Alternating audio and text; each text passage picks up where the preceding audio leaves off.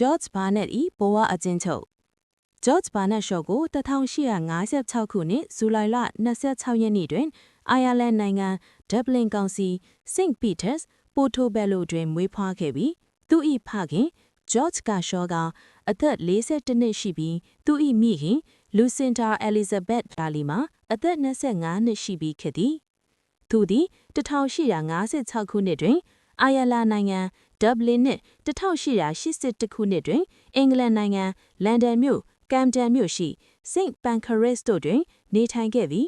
1933ခုနှစ်တွင်အမေရိကန်ပြည်ထောင်စုကယ်လီဖိုးနီးယားပြည်နယ်ဆန်ဖရန်စစ္စကိုသို့ပြောင်းရွှေ့အခြေခဲ့ခဲ့ပြီး1950ခုနှစ်နိုဝင်ဘာလ2ရက်နေ့တွင် United Kingdom အင်္ဂလန်နိုင်ငံ Hertfordshire Ayot St. Lawrence တွင်အသက်64နှစ်အရွယ်၌ကွယ်လွန်ခဲ့ပြီးလန်ဒန်မြို့ Westminster မြို့ Westminster Abbey တွင်မြုပ်နှံခဲ့ပြီးချမ်းသာတဲ့အိုင်ယာလန်အမွေဆက်ခံသူ Charlotte Payne Townshend ဟာပြင်ဆက်ရေးဆရာမနဲ့လူမှုရေးဝေဖန်ရေးဆရာ George Barnett Shaw နဲ့1998ခုနှစ်မှာလက်ထပ်ခဲ့ပါ၏။ Barnett Shaw သည်လူဆန်းဖီလီသည်အကျိုးပေးကိုကစမ်းကျယ်သည်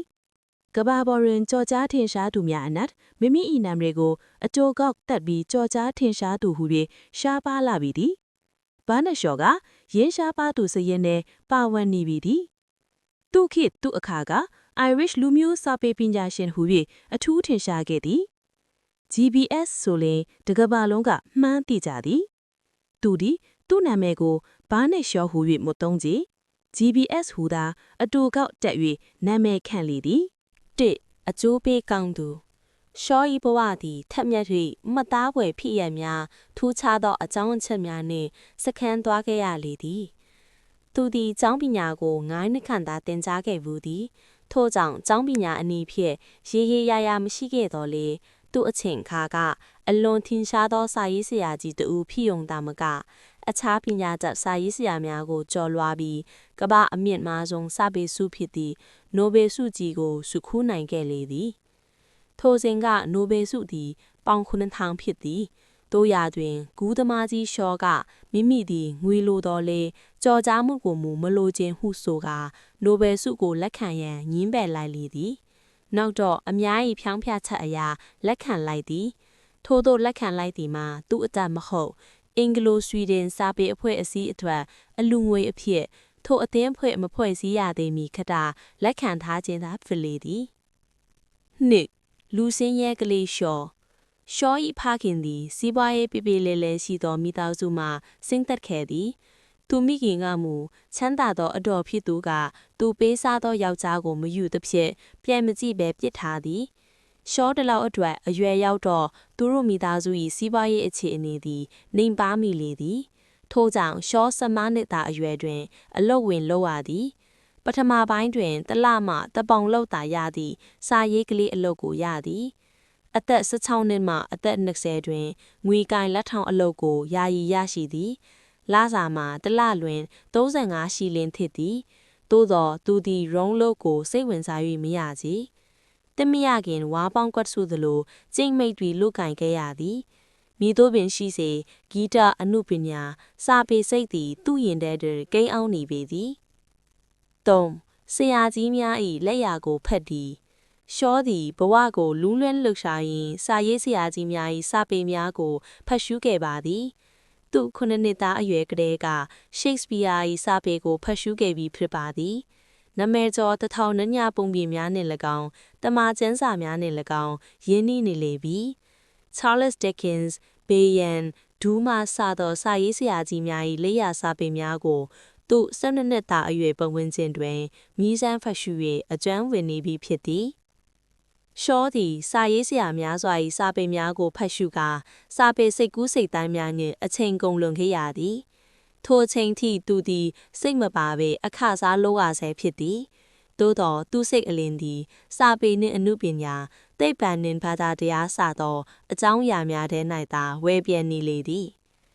သူကိုယ်သူမေးပြီးနာဟာဘဝတစ်ခုတည်းနှင့်အသက်ရှင်နေခဲ့ရတယ်ငါဟာရုံးစားပွဲမှာဒီပုံစံနဲ့အချိန်ကုန်နေလို့မဖြစ်ဘူးဟုသူအသက်20ပြည့်မွေးမီမရောက်ခင်သူ့ဘဝကိုစစ်တမ်းထုတ်သည် 1866ခုရှောသည်မိမိဘဝကိုအတင်းပြောင်းပစ်လိုက်လီသည်သူသည်လန်ဒန်ထွက်လာခဲ့သည်သူမိခင်သည်လန်ဒန်တွင်တချင်းဆိုခြင်းနှင့်ပတ်သက်သောအဆိုပညာရပ်များကိုပို့ချသည့်အသက်မွေးဝမ်းကြောင်းပြုနေလေသည်ရှောသည်မိမိဘဝကိုစာပေနယ်တဲ့မြစ်သည်စာပေရေးသားခြင်းဖြင့်သာအသက်မွေးနေတော်သည်သို့တော်လွယ်လွယ်နှင့်မအောင်မြင်ပေစာပေတသက်နှင့်မရက်တည်နိုင်မီ6နှစ်လုံးစမ်းတဝါဝါနှင့်မစုံမနစ်ကြိုးပမ်းရသည်စိတ်ပါသည်ဖြစ်စေမပါသည်ဖြစ်စေကနစ်9မှတ်နာစာရေးဖြစ်အောင်စာရေးခဲ့သည်9မှတ်နာတဲ့ဒီထက်ပိုမရေးဘူးဟုရှောကပြောပြသည်ဆက်လက်၍ရှောကចောင်းသားဘဝနှင့်စာရေးဘဝကအကျင့်တွေကျွန်တော်မှအခုထိရှိနေသေးတယ်စာရေးနေရင်9မျက်နှာပြည့်သွားပြီဆိုလိုက်တော့ကစာကြောင်းဖွေဆိုမှုဆုံးမှုရပ်ထားလိုက်တော့တာပါပဲနောက်နေ့မှပဲဒါကိုဆက်ရေးတယ်ဟုသူ့အမှုအကျင့်ကိုဆက်၍ပြောပြသည်ငါမစွနဲ့စာမှုတွေရှောသည်ဝတ္ထုရှိ9ပုဒ်ရေးသည် Love Among the Artists သည်ထို9ပုဒ်ထဲမှတစ်ပုဒ်ထသည်ရှောသည်ရေးပြီးစာမှုများကိုအင်္ဂလန်နှင့်အမေရိကန်နိုင်ငံတို့ရှိစာအုပ်ထုတ်ဝေသူများထံပေးပို့ခဲ့ရာ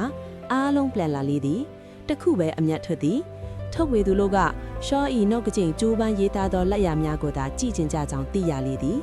ရှောကလည်းမလျော့သောဇွဲဖြင့်အကြိမ်ကြိမ်ကြိုးစားပြီးပေးဖို့သည်ထုတ်ဝေသူများကရှောဤစပေးအရေးအသွေးကိုထောက်ပြစရာမမြင်ကြပြီသူ့ကိုသာကိုရေးအရာဆန့်ကျင်ကြ၏အကြောင်းမှာရှောဤအသွေးခေါ်များသည့်ခက်ခဲနှင့်နေသောကြောင့်သည်ရှောသည်ထိုစဉ်ကငွေနှင့်အတော်ကြီးဝေးနေသည်စာမှုပို့ဖို့တစိခေါင်းဖို့ပင်အနိုင်ဖြစ်ခဲ့သည်စာပင်နယ်ကျဲလုံးချေချပြီးပထမဆုံးနှစ်6လအချိန်ကာလအတွင်းစာရေးခါဟု၍6ပေါင်သာရလေသည်ဝင်ငွေမရှိသလောက်ဘဝနှင့်အဝတ်အစားများဆုတ်ပြက်လာသည်လန်ဒန်မြို့ပေါ်တွင်လမ်းသွားသည့်အခါဖနက်အောက်ခါမှအပေါက်များကိုလူမမြင်အောင်ဂယုတစိုက်ဖုံးဖိရသည်မှလည်းအလုပ်တစ်ခုဒါတွင်မကသည်သူ့ပေါင်းပြီးဖြင်းတက်ထဲမှလည်းပေါက်ပြဲကုန်သည်ဒါကိုလည်းဂယုစိုက်ရသည်ညီတို့ပင်ဖြစ်စေရှောသည်အားတော်မငယ်ပေ6အမေကျေးဇူးတွေရှောဘဝကိုတည်တော်မိခင်လုတ်သူကတစ်တီးဝလံဟင်းတီးဟင်းရွက်နဲ့ပေါင်မုံဆိုင်တို့မှကျွေးယူပြီးရှောကိုကျွေးသည်ဤမြော့လောက်ကြက်သေးရသည်မှလည်းအကြမ်းရှိသည်ရှောသည်စာပေရေးသားခြင်းဖြင့်အသက်မွေးရန်ခြေလန်းပင်သည်ကို6လခန့်ကာလအတွင်းစာမှုကမူလေ6ပေါင်သာရဖူးသည်ထိုစာရေးခမှလည်းဝတ္ထုရေးလွေမဟုတ်ပေကန့်သက်စေဝါအကြောင်းကိုကြကြနနစောင့်ပါတပုတ်ရေးလွေရှိနေသူကကော်မရှင်ခပေးခြင်းအောင်ဖြစ်သည်တခါမှမူတပေါင်ရဖူးသည်ရွေးခောက်ဖွဲ့နေတွင်မဲရည်သွက်ပေး၍လောက်ခရရှိခြင်းဖြစ်သည်ဒါဖြင့်ရှောသည်ဘဲကပိုက်ဆံရပြီးဘလို့ရက်တည်တဲ့သည်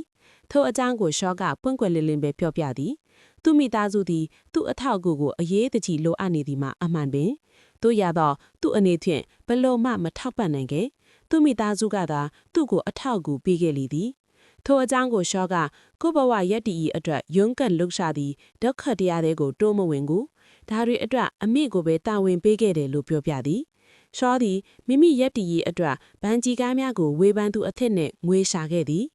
9ပြဆက်ရေးခါမှစရာရှောသည်ဝိထုရေးပြီးငွေမရသေးမီပြဆက်ရေး၍ငွေကိုအစုလိုက်အပုံလိုက်ရလိုလေသည်ပထမဆုံးရေးသောပြဆက်အားလုံးမှမအောင်မြင်ချေရှောသည်23နှစ်လုံးအိမ်တောင်မပြုတ်မီငွေရှာခဲ့သည်ရင်းတော့ငွေရှာခြင်းမှာချမ်းသာကြွယ်ဝသောမိန်းမကိုလက်မထပ်မီပြည်စုံအောင်ပြင်ဆင်ထားခြင်းဖြစ်သည်ရင်းတော့မစီစဉ်ထားပါကပိုက်ဆံရှိသောမိန်းမကသူ့အပေါ်အထင်ငန်သိမ်းမြေဆို၍ဖြစ်သည်အိမ်တောင်ရေးတွင်အမျက်ထုတ်သည်လို့အပြုံးမခံလိုရလဲဖြစ်သည်ရှောသည်မိန်းမယူသောအခါမိမိယုံကြည်ရာကိုလှုပ်လေသည်လက်မထိန်များသည့်တရားဥပလိမှန်သည်များကိုပရိသတ်ဘိုးဘုံအလေတွင်ရဲဝန့်မျက်နာတင်ဖိရှုချလေတော်သည်ဘာသာရေးအရာဆောင်ရန်ရှောင်ရန်များအများတကာလိုက်နာကျင့်သုံးခဲ့သောထုံးတမ်းအစဉ်အလာအားလုံးကိုပြစ်ပယ်လေတော်သည်ယောက်ျားတကာတို့မပြုတ်ဝန့်မရှောင်ဝန့်သောအစဉ်အလာအားလုံးကိုမျက်နာပြောင်းတိုက်၍ချိုးပြောက်တော်သည်မည်သို့ပင်ဖြစ်စေရှောသည်တတ္တိကောင်တဲ့အကျင့်တစ်ခုသောရှိသည်ငယ်စဉ်ကချစ်သည်တခါတရံရှောသည်တိမ့်မိကမ်းပေါ်ရှိတငယ်ချင်းတို့အိမ်သို့အလဲသွားသည်ထိုအခါသူ့စိတ်ထဲခံစားရပုံများကိုရှောကဤသို့ဖွင့်ဟခဲ့ဖူးလေသည်တငယ်ချင်းအိမ်တွေကိုသွားလေတဲ့အခါတကားခောက်၍ဖွင့်ထိုင်ဖို့ရအတပြင်းထန်ရှက်ချောက်နေတာနဲ့တိမ့်မြကမ်းပါမှာမိနစ်20ကျော်ရှောက်ပြီးအချိန်ဖြုံနေမိသည်တကယ်ပါပဲကျုပ်ဟောဒီလောက်လွယ်ကူတဲ့အလုပ်ကလေးကိုလုပ်ဖို့ရှက်ရွှေနေလိုက်ကဒါနဲ့အိမ်ပြန်ပြေးမိတဲ့ ကိုလည်းပြန်ပြီးစစ်တမ်းထုတ်မိတယ်။ဘာမဟုတ်တဲ့ကိစ္စလေးနဲ့ဘာကြောင့်ကိုပြန်ပြီးညှင်းဆဲနေရတယ်လဲ။တကယ်တမ်းပြောရရင်ကျုပ်လည်းဒီလိုတရေပေါ်နိုင်တောင်ပေါ့ဆမနေခဲ့ပါဘူး။လောကမှာအရာရာအောင်မြင်ခြင်းတဲ့ဆိုရင်ဒီလိုဖြစ်နေလို့ဘယ်ဟန်ပါလဲ။လူအချို့ဆိုရင်ကျုပ်ငယ်ငယ်ကဖြစ်တယ်လို့တတိနိုင်တဲ့အဖြစ်ထက်ပိုပြီးတောင်သေးကြသေးတယ်။ shit အမြဲပြင်ဆင်ထားသူ shorty ပွဲမဝင်ခင်ပြင်ပကကျင်းပလေးရှိသည်လူမှုအဖွဲ့အစည်းများအကြောင်းဝန်ဆန်းစီရန်လူထုံတန်းတလိများကိုစာအုပ်စာတမ်းများတဲ့မလွတ်တမ်းလေ့လာဖတ်ရှုခဲ့သည်ကဘာကျော် British ပြတိုက်စာကြည့်တိုက်တွင်သူသည်ထိုးစာအုပ်မျိုးကိုအများဆုံးမှွေနှောက်ဖတ်ရှုခဲ့သည်ဤစာပေများ၏ကျေးဇူးကြောင့်ရှောသည်ပွဲလေတင်ရဲရင်ဖက်လက်လာသည်ကြောက်ရွံစိတ်ကိုနိုင်နှင်းလာသည်တက်တိရှိပြီးပြောတဲ့ဆိုတဲ့ရှိလာသည်သူသည်အဖွဲ့အစည်းများကပြုလုပ်သည့်စကားစစ်ထိုးပွဲများတွင်ပါဝင်ဆင်နွှဲသည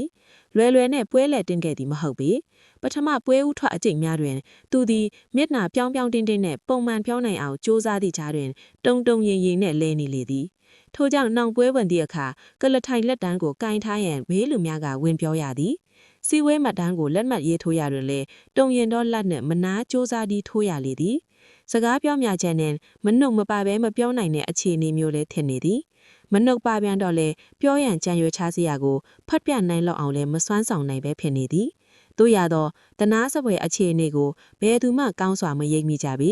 သူသည်အများပြောလျှော်ချက်များကိုဂယုတစိုက်နားထောင်နေသည်ကိုfitအောင်လုပ်သူရှောသည်ပွဲတိုင်းနိုင်အောင်အတင်းကြိုးစားသည်မိမိကိုယ်ယုံကြည်စိတ်ထားပြီးရှက်ရွှင်ခြင်းတရားကိုအတင်းတိုက်ထုတ်သည်စီဝေးပွဲတိုင်းတက်သည်လန်ဒန်မြို့မှာရှိလူထုစီဝေးများတွင်ထပြီးဝင်ပြောသည်ထိုညနေတွင်ရှောသည်ဟောပြောပွဲတစ်ခုတွင် Progress and Poverty တိုးတက်ခြင်းနှင့်စုပ်ယုပ်ခြင်းစီးနှဲခြင်းစာအုပ်ကိုရေးသူစာရေးဆရာ Henry George ကသူ့ရဲ့အယူအဆ theory ချစ်သည့်တိထန့်အခွင့်ပြဿနာအကြောင်းဟောပြောတာကိုနားထောင်ရလေသည်ရှောသည်ထိုအကြောင်းအရာကိုနားထောင်ပြီးနိုင်ငံရေးစိတ်သက်ယူ၍နိုးကြလာသည်ရင်းစိတ်သက်အရာလေယာမြေနိုင်ငံပိုင်ပြုရေးကိုကောင်းဆိုလေတော်သည်ပါတီဝင်များအားထိုးပြဿနာကိုကားမက်ကီစာပေနှင့် Henry George ၏တိုးတက်ခြင်းနှင့်စုပ်ယူခြင်းစာအုပ်ကိုမလေ့လာရသည်ပဲထိုးပြဿနာကိုမြည်သည်မှဆွေးနွေးရန်အရေးအသွေးမိမေတို့ပြောကြသည်ရှောသည်ထိုစဉ်ကစာအုပ်တစ်ပုဒ်ကိုလေ့လာဖူးသည်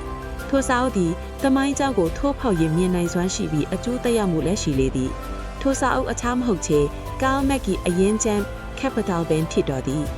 စေထက်မြက်တဲ့လက်နက်စာပြီးရှောသည်ရင်းစားအောင်မမိအပေါ်လွှမ်းမိုးနိုင်မှုကိုထုတ်ဖော်ဝန်ခံသည်ဒီအရင်ချမ်းကိုဖတ်ပြီးကျုပ်ဘဝလမ်းကြောင်းဟာလုံးပြောင်းလဲသွားတယ်ဟုပြောပြသည်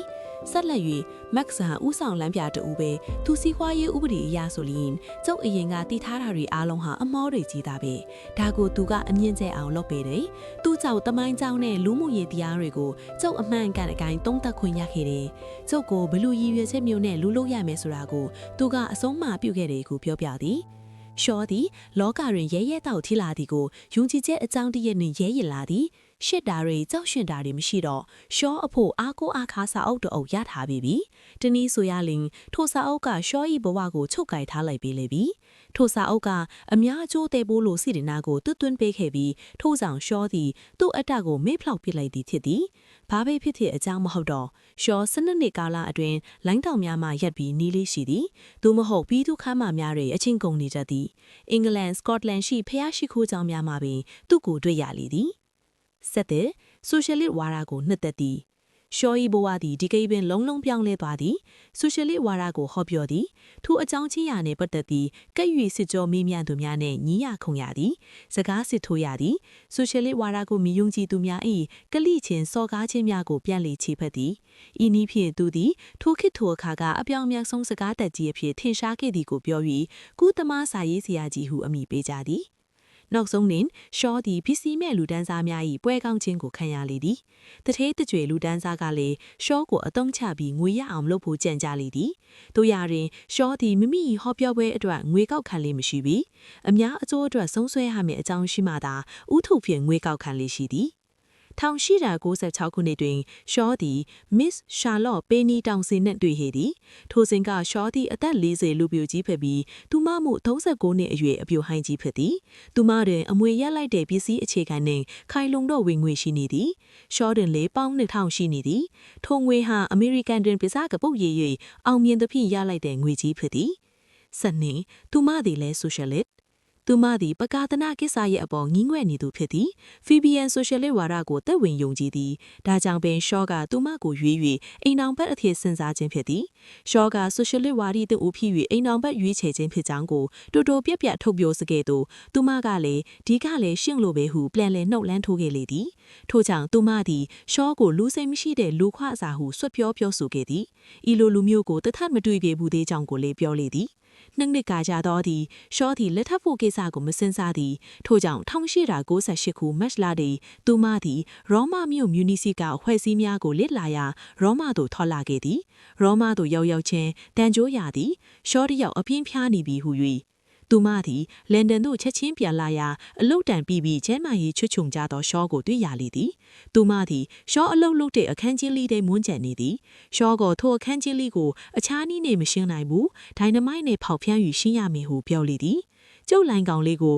မမတီဟွန်နေယောက်ကသူ့ပတ်ပဝဲ80နဲ့ရှင်းတာတောင်ဒီအခန်းကလေးကိုတာတာနာနာလုံနိုင်ကြမှာမဟုတ်ဘူးဟုစကလုံးပြောင်ပြောင်နဲ့ပြောသည်တိချောင်းမမတီထုံးနှလုံးမူကပေနီတောင်စင်ဒီမျက်လုံးလက်လက်လေးကိုကျွဲဝါပေါအမျိုးသမီးတူဖြစ်သည်သူမသည်ညစ်တီးညစ်ပတ်အခန်းလေးတွေမှာရှော့ကိုမိမိနေအိမ်တို့ခေါ်သွားသည်နောက်ရှော့ကိုကိုယ်တိုင်ပြုစုသဖြင့်ပြန်လည်၍ကျမ်းမာဆူပြေလာသည်ကျမ်းမာလာတော့ရှော့ကလက်ထက်စာချုပ်နှင့်လက်ထက်လက်ဆွဲသကွင်းကိုရှာဝယ်တဲ့ဖို့သူမကိုပင်တာဝန်ပေးသည်သူ့ကိုကျုပ်အကြောင်းတရားနဲ့လက်ထက်ခဲ့တာမှာကျုပ်ကအခြားလူတွေထက်ကျုပ်အထွတ်ပဲကျုပ်စဉ်းစားတယ်။ဒါကြောင့်မိမယူဖို့ကိစ္စမှာကျုပ်အထွတ်ဖြစ်နိုင်မေကိုမထင်ခဲ့ဘူး။သူနဲ့တော့ဖြစ်နိုင်လိမ့်မယ်လို့ယူဆလိုပါဟုအတွင်းသဘောကိုပြောင်းဖွင့်ပြောသည်။သူတို့ဇနီးမောင်တစ်ပါးသည်1943ခုစက်တင်ဘာ23ရက်နေ့ပင်နီပေါင်စင်ကွဲလွင်ခြင်းအထိချစ်ချစ်ခင်ခင်နေထိုင်သွားကြလေသည်။အများအမြင်တွေသူမသည်ရှော့ထန်အနှစ်20ခန့်ငယ်လိမ့်မယ်ဟုယူဆသည်။ရှော့ကပင်ဥစွာကွဲလွန်လိမ့်မယ်ဟုယူဆကြသည်။စင်စစ်တော်မူရှော့ထက်4လတာငယ်သည်။ရှော့သည်1856ခုနှစ်တွင်မွေးခွာပြီး1946ခုနှစ်တွင်ရှော့ကကြီးညာချက်တရထုတ်ပြန်သည်။တေဘူးမစင်စားနိုင်လောက်အောင်အလုရှုံနေသည်ဟု၏ဖြစ်ချင်တယ်လို့ရှော့ဖြစ်နေတဲ့ဘဝတွေမှာနေရတာကျဉ်းနှံ့မှုရှိပါတယ်။ဘဝဆိုတာအထီးမဲ့မရှိလာဘူး။ကျုပ်အမြင်နဲ့ပြောရရင်ဖျောင်းတိုက်ကောင်တိုလီတစ်ခုလိုပါပဲ။ဘလို့ပဲထင်ရှားရှားကြီးတော့ကျုပ်ခံစားရမှာကရေးပွက်ပမာခဏပဲဖြစ်လိမ့်မယ်။ကျုပ်လိုချင်တာကတော့ကျုပ်ရဲ့အတွေးခေါ်ဒီကိုနန်းလာနန်းသားတွေအတွက်ခြံပစ်နိုင်ခဲ့ဖို့အတွက်တက်နိုင်သမျှစူးစမ်းသွားဖို့ပဲဖြစ်တယ်ဟုရှော့ကသူ့ဘဝခံယူချက်ကိုဖွင့်ဟန်သွားလေသည်လူတိုင်းမှာကိုပိုင်ထူးညစ်ရမယ်မိရှုတိုင်တတိုင်စီရှိနေတယ်လို့ဆိုနိုင်ပါတယ်။ဒါဆိုရင်ကျွန်တော်တို့တွေကတော့ဘလို့မျိုးတောက်ပတဲ့မိရှုတိုင်ကိုကိုစီထူးညစ်ပြီးနောက်မျိုးဆက်တွေအတွက်အမွေချန်ထားခဲ့ကြမလဲ။ဒါကတော့တကယ်ကိုစဉ်းစားစရာကောင်းတဲ့မိခွန်းတစ်ခုပါပဲ။